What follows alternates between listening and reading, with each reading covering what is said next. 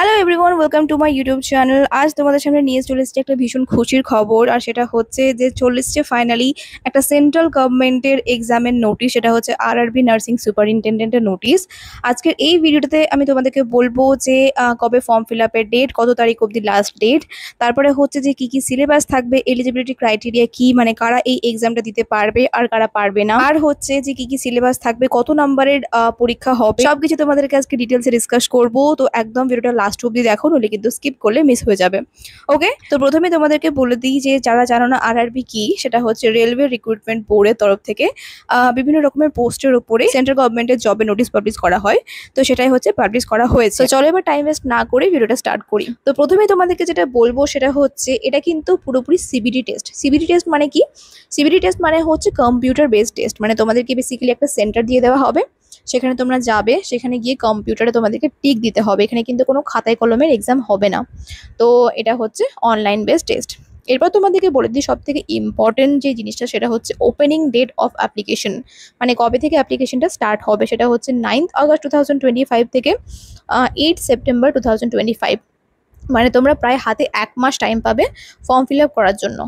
তো এরপর তোমাদের দেখাবো হচ্ছে নেম অফ দ্য পোস্ট। মানে এখানে তোমাদের বেসিক্যালি 7টা পোস্টের উপরে ভ্যাকান্সি ছেড়েছে। তারপরে তোমাদের বলবো যে কতটা স্যালারি কোন কোন পোস্টে আছে, আর বেসিক্যালি হচ্ছে টোটাল ভ্যাকান্সি কতটা আছে। বাকিগুলো আমি বলছি না, বাকিগুলো তোমরা ভিডিওটা পজ করে দেখে নিও, ঠিক আছে? তো প্রথমে তোমাদের বলি, দেখো nursing superintendent pay level as per 7 CPC। তো 7 CPCর ওপরেই তোমাদের পে লেভেল হবে। আর ইনিশিয়াল পে মানে ঢুকেই তোমরা যে স্যালারিটা পাবে সেটা হচ্ছে 44,900। গাইস, তোমরা বুঝতে পারছো মানে একটা হিউজ নাম্বার এটা। তোমরা কিন্তু যদি স্টেটে কোনো রকম জব করো তাহলেও কিন্তু ইনিশিয়াল পে এত পাবে না। অবভিয়াসলি এটা তোমাদের বছর বছর ইনক্রিমেন্ট হবে, বাট বেসিক পে মানে ইনিশিয়াল পে তোমাদেরকে ঢুকে এত দেওয়া হবে। তারপরে হচ্ছে তোমার টোটাল ভ্যাকান্সি কত আছে এতে? 272, একটা হিউজ ভ্যাকান্সি আছে। তো তোমরা সবাই অ্যাপ্লাই করো, ঠিক আছে? তারপরে আছে তোমাদের হচ্ছে নেক্সট পোস্ট হচ্ছে ডায়ালাইসিস টেকনিশিয়ান। এখানে হচ্ছে 6 পেতে দেওয়া হবে, আর ইনিশিয়াল পে হচ্ছে 35,400। এটাও খুব ভালো একটা স্যালারি। আর তোমাদের টোটাল ভ্যাকান্সি এখানে আছে হচ্ছে 4টা। তারপরে আছে হেলথ অ্যান্ড ম্যালেরিয়া ইন্সপেক্টর। তো এখানে তোমরা 6 পেতে স্যালারি পাবে, আর ইনিশিয়াল পে হচ্ছে 35,400। আর এখানে টোটাল ভ্যাকান্সিস আছে হচ্ছে 33। ফার্মাসিস্টদের ক্ষেত্রে এখানে ইনিশিয়াল পে দেখে নাও তোমরা কত আছে, সেটা হচ্ছে 29,200। আর এখানে টোটাল ভ্যাকান্সি আছে 105টা। তারপরে আছে তোমাদের হচ্ছে রেডিওগ্রাফার এক্স-রে টেকনিশিয়ান। এখানে এদের স্যালারি হচ্ছে তোমার 29,200। আর টোটাল ভ্যাকান্সি হচ্ছে 4টা। ইসিজি টেকনিশিয়ান হচ্ছে ইসিজি টেকনিশিয়ানদের ইনিশিয়াল পে হচ্ছে 25,500। আর টোটাল নাম্বার অফ ভ্যাকান্সিজ হচ্ছে 4টা। আর লাস্ট হচ্ছে ল্যাব অ্যাসিস্ট্যান্ট। তো এখানে তাদের ইনিশিয়াল পে হচ্ছে 21,700, আর টোটাল ভ্যাকান্সিজ হচ্ছে 12। তো এখানে ইন টোটাল যে ভ্যাকান্সি সেটা হচ্ছে 434টা। তো আই হোপ তোমাদের এটা ক্লিয়ার হয়ে গেছে যে এখানে টোটাল কতটা ভ্যাকান্সি আছে। তো গাইজ চলো এবার এখানে যে নার্সিং সুপারিনটেন্ডেন্টের যে পোস্টটা আছে সেটা নিয়ে ডিসকাস করি। তো চলো এবার জেনে নিই যে তোমাদের এই ফর্ম ফিল আপটা করতে গেলে তোমাদের এলিজিবিলিটি ক্রাইটেরিয়া কি থাকতে হবে।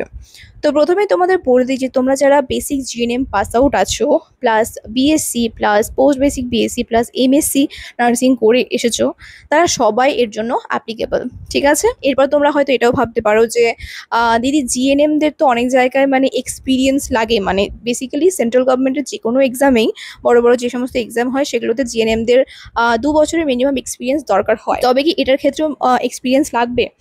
তো এটার ক্ষেত্রে তোমাদেরকে সব থেকে এটার ভালো দিক এটাই যে এক্ষেত্রে ফ্রেশার্সরাও অ্যাপ্লাই করতে পারবে। তোমার কাছে রেজিস্ট্রেশন থাকলেই তুমি অ্যাপ্লাই করতে পারবে। এমন নয় যে তোমাদেরকে এক্সপিরিয়েন্স থাকতেই হবে 1 বা 2 বছরের। তোমাদের যদি এক্সপিরিয়েন্স নাও থাকে, তোমরা যদি ফ্রেশার্স হও, তাহলে সেক্ষেত্রে অ্যাপ্লাই করতে পারো।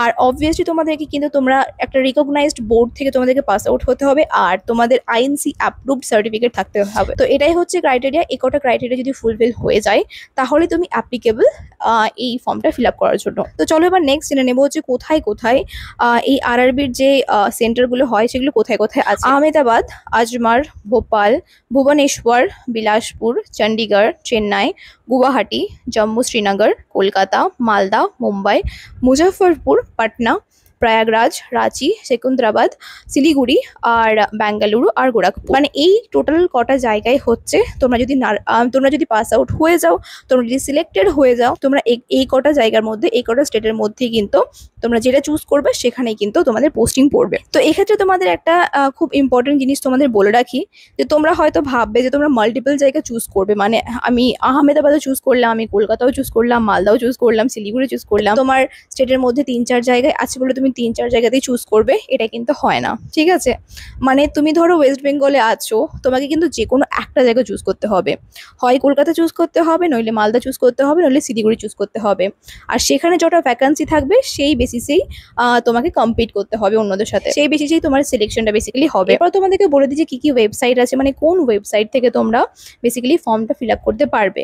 তো দেখো, তুমি বেসিক্যালি যে জায়গাটা চুজ করবে, ধরো তুমি কলকাতা চুজ করলে, তাহলে সেক্ষেত্রে www.rbkolkata.government.in বলে একটা ওয়েবসাইট আছে। তো সেই ওয়েবসাইটটা খুলবে, সেই ওয়েবসাইটটা খুলে তোমরা সেখানে অ্যাপ্লাই করবে। তোমরা কিন্তু তারপরে কিন্তু আর অন্য জায়গায় অ্যাপ্লাই করতে পারবে না, ঠিক আছে? তো এটা কিন্তু গাইডলাইনের এগেনস্ট। তো এটা হয়ে গেল মেইন জিনিস। এবার তোমাদেরকে চলো বলি, আরআরবি নার্সিং সুপারিনটেন্ডেন্ট মানে এই এক্সামটা দেওয়ার জন্য তোমাদের এক্সাম প্যাটার্ন কিরকম হবে, মানে তোমাদেরকে কি সিলেবাস কভার করতে হবে। তো বেসিক্যালি সাবজেক্ট যদি তোমাদেরকে বলি, তাহলে হচ্ছে তোমাদের প্রথমেই হচ্ছে জেনারেল সায়েন্সে কোয়েশ্চেন করা থাকে 10টা থাকবে, আর মার্কস হচ্ছে 10 নাম্বার, মানে প্রত্যেকটা কোয়েশ্চেনের উপর 1 নাম্বার করে থাকবে। নেক্সট হচ্ছে প্রফেশনাল অ্যাবিলিটি বলতে তোমাদেরকে এখানে বোঝানো হচ্ছে যে তোমরা যে প্রফেশনের উপরে আছো, মানে ধরো তুমি নার্সিং সুপারিনটেন্ডেন্টের পোস্টের জন্য অ্যাপ্লাই করেছো, তাহলে সেক্ষেত্রে তোমার নার্সিং রিলেটেড যা কিছু কোয়েশ্চেন, মানে তোমার প্রফেশন রিলেটেড যা কিছু কোয়েশ্চেন, সেখান থেকে 70 নাম্বার থাকবে, আর 70টা কোয়েশ্চেন থাকবে, মানে পার কোয়েশ্চেন 1 নাম্বার করে। তারপরে হচ্ছে general arithmetic, general intelligence and reasoning, এক্ষেত্রে থাকবে হচ্ছে 10টা কোয়েশ্চেনের উপরে 10 নাম্বার থাকবে। জেনারেল অ্যাওয়ারনেস হচ্ছে এখানে থাকবে 10টা কোয়েশ্চেনের উপর 10 মার্কস। তাহলে টোটাল হচ্ছে তোমার গিয়ে দাঁড়াচ্ছে 100টা কোয়েশ্চেন থাকবে, আর নাম্বার হচ্ছে 100 মার্কস। এখানে ডিউরেশন কতক্ষণ, মানে কতক্ষণ ধরে পরীক্ষাটা হবে, সেটা হচ্ছে 90 মিনিটস, মানে প্রায় 1.5 ঘন্টা মতো তোমাদের পরীক্ষা। 1.5 ঘন্টার মধ্যে তোমাদেরকে প্রায় পরীক্ষাটা পুরো এক্সামটা কমপ্লিট করতে হবে। আর কেউ যদি ডিসেবল পার্সন হয়, তাহলে সেক্ষেত্রে 120 মিনিট সে এক্সটেন্ডেড টাইম পাবে। ওকে, আই হোপ তোমাদের এই জায়গাটা ক্লিয়ার হয়ে গেছে যে এক্সাম প্যাটার্ন কিরকম হবে। তো চলো এবার তোমাদেরকে বলি যে এজ ক্রাইটেরিয়া, মানে কত বছর তোমাদের এজ থাকতে হবে, কত বছরের মধ্যে। তো মিনিমাম এজ তোমাদেরকে থাকতে হবে হচ্ছে 20 ইয়ার্স, আর ম্যাক্সিমাম এজ হচ্ছে 43 ইয়ার্স। এটা কিন্তু জেনারেলদের ক্ষেত্রে, ঠিক আছে? তারপরে হচ্ছে যারা রিজার্ভ ক্যাটাগরির মধ্যে থাকবে, তাদের ক্ষেত্রে কিন্তু এজ রিল্যাক্সেশনের ব্যবস্থা আছে, যেমনটা বিভিন্ন রকমের সেন্ট্রাল বা গভর্নমেন্ট এক্সামের ক্ষেত্রে হয়ে থাকে বেসিক্যালি। তো তোমাদের প্রথমে বলে দিই যে ক্যাটাগরি ওয়াইজ এজ রিল্যাক্সেশন কতটা আছে, তোমাদেরকে সব বলে দিচ্ছি আমি, ঠিক আছে? তো প্রথমে আছে হচ্ছে SC/ST অ্যাসপিরেন্ট, তাদের ক্ষেত্রে 5 বছরের এজ রিল্যাক্সেশন আছে। OBC অ্যাসপিরেন্টদের ক্ষেত্রে 3 বছরের রিল্যাক্সেশন আছে। PWBD অ্যাসপিরেন্টদের ক্ষেত্রে 10 বছরের। PWD প্লাস OBC যদি অ্যাসপিরেন্ট হয় কেউ, তাহলে সেক্ষেত্রে 13 বছরের। PWD প্লাস SC বা ST হলে সেক্ষেত্রে 15 বছরের। এক্স সার্ভিসম্যান অ্যাসপিরেন্ট হলে 8 ইয়ার্স। আর government servants and employee of RRB, মানে সে যদি আরআরবির কোনো রকমের এমপ্লয় হয়ে থাকে, কোনো রকমের সেক্টরে কাজ করে থাকে, সেক্ষেত্রে সে 40 বছরের এজ রিল্যাক্সেশন পাবে। একটা হিউজ নাম্বার এটা কিন্তু। তো অনেকেই কিন্তু এক্সামটা দেবে, তো সেক্ষেত্রে সেরকমভাবে প্রিপারেশন স্টার্ট করে দাও। তো চলো এখানে তোমাদেরকে আমি সব কিছু ডিটেলসে বলে দিয়েছি যতটা সম্ভব হয়েছে। এর থেকেও যদি কিছু মিস গিয়ে থাকে তাহলে আমাকে কমেন্ট সেকশনে জানাতে পারো, যদি কিছু মিস গিয়ে থাকে আমি তাহলে পরের ভিডিওতে বলে দেবো। বাকি তোমরা দেখো, এর জন্য কিন্তু আলাদা করে এক্সপিরিয়েন্সের দরকার হচ্ছে না, তো তোমরা সবাই এর জন্য অ্যাপ্লাই করতে পারো। হবে কি হবে না সেটা পরের ব্যাপার, কিন্তু অ্যাপ্লাই অ্যাটলিস্ট করো, এক্সাম দাও, তাহলে এক্সামের প্যাটার্নটা বুঝতে পারবে। তো হ্যাঁ গাইজ, আজকের ভিডিওটা এই অবধি। দেখা হচ্ছে নেক্সট ভিডিওতে আরও নতুন কোনো ইনফরমেটিভ ভিডিওর সাথে। আর হ্যাঁ, এরকম আরও ইনফরমেটিভ ভিডিওর জন্য তোমরা প্লিজ আমার চ্যানেলটাকে সাবস্ক্রাইব করে রাখো। আর তোমরা অনেকেই ভিডিও দেখো বাট সাবস্ক্রাইব করো না, তো সাবস্ক্রাইব করে দাও, আর ভালো লাগলে লাইক করে দাও। বাই।